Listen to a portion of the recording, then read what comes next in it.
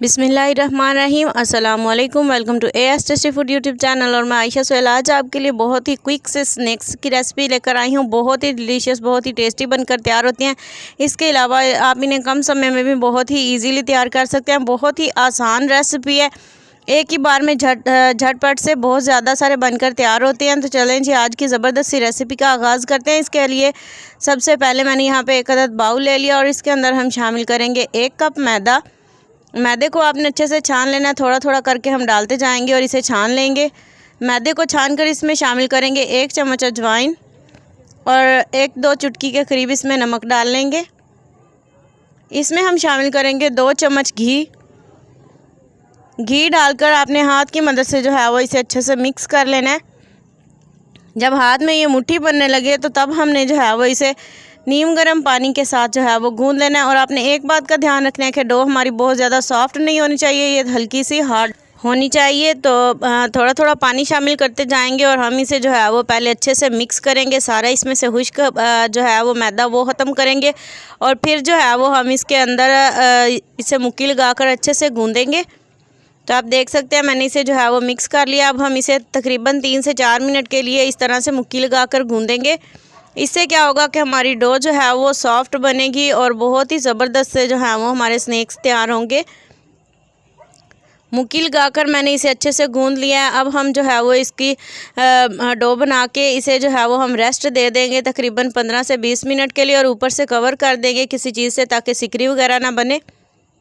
तब तक हम इसके अंदर की स्टफिंग तैयार करते हैं। यहाँ पे मेरे पास तकरीबन 2 अदद उबले हुए आलू हैं और इनके अंदर मैंने जो है वो लाल मिर्च का पेस्ट डाल दिया और थोड़ा सा नमक शामिल कर दिया, हरा धनिया थोड़ा सा शामिल कर दिया, तकरीबन 1-2 चुटकी के करीब ही मैंने इसमें शामिल किया। और स्पाइसेस बहुत ज़्यादा नहीं मैंने डाले, बहुत कम स्पाइसेस डाले हैं।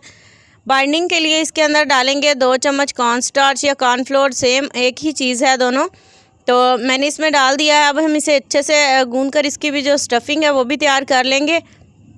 स्टफिंग हमारी रेडी है। तो देखें डो को भी अच्छे से रेस्ट मिल चुकी है और ये बहुत ही सॉफ्ट, बहुत ही ज़बरदस्त सी जो है ये तैयार हुई है। ना इतनी सॉफ्ट है ना इतनी हार्ड है। हम इसकी नाइफ़ की मदद से कटिंग कर लेंगे 2 पोर्शंस में और बहुत ज़्यादा आपने इसे बल नहीं देने, बिल्कुल आराम से नरम हाथों से जो है वो इसके 2 पेड़े तैयार कर लेंगे।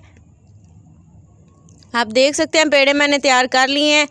अब हम जो है वो इनमें से 1 अदद पेड़ा लेंगे।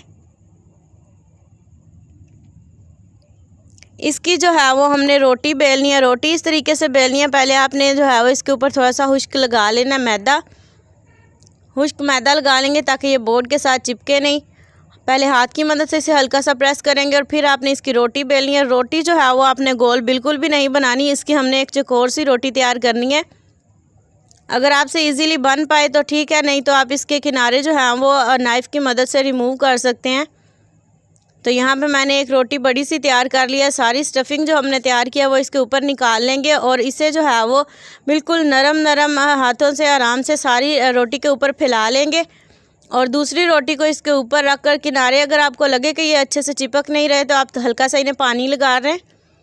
तो पानी लगाकर जो है वो हम इसे सारे को चिपका लेंगे अच्छे तरीके से। आप देख सकते हैं मैंने एक रोटी तैयार कर लिया है और जो है इसके अंदर सारी स्टफिंग है। अब हम इसकी इस तरह से कटिंग कर लेंगे कटर की मदद से। अगर आपके पास कटर अवेलेबल नहीं है तो नाइफ़ की मदद से भी आपको थोड़ा सा ध्यान रखकर इसकी इजीली कटिंग कर सकते हैं। 1-1 इंच के फासले पर मैंने ये स्नैक्स बनाए हैं ताकि ये बहुत ज़्यादा मोटे ना बने और अंदर तक ये क्रिस्पी और टेस्टी बनकर तैयार हो।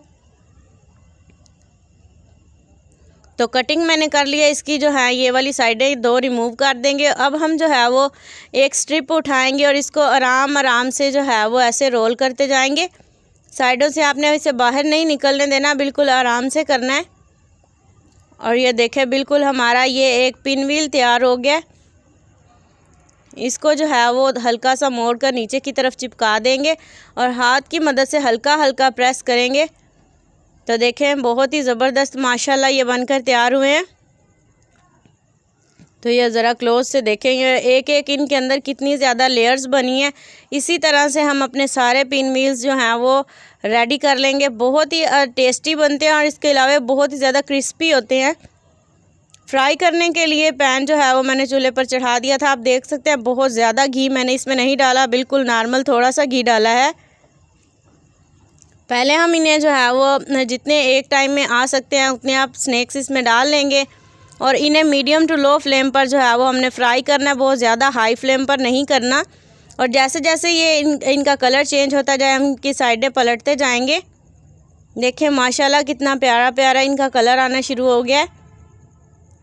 मैंने साइड तब्दील कर लिया है। इसी तरह से जो देखें जब इस तरह से गोल्डन हो जाएं, बहुत प्यारा सा इनका कलर आ जाए और इसके अलावा क्रिस्पी हो जाए तो तब हम इन्हें जो है वो निकाल लेंगे। और मज़े की बात यह है इनमें घी बहुत ज़्यादा अब्जॉर्ब नहीं होता और ये बहुत ही टेस्टी क्रिस्पी बनते हैं। देखें मैंने निकाल लिए हैं। इन्हें जो है वो इस तरह से डिश आउट कर लेंगे।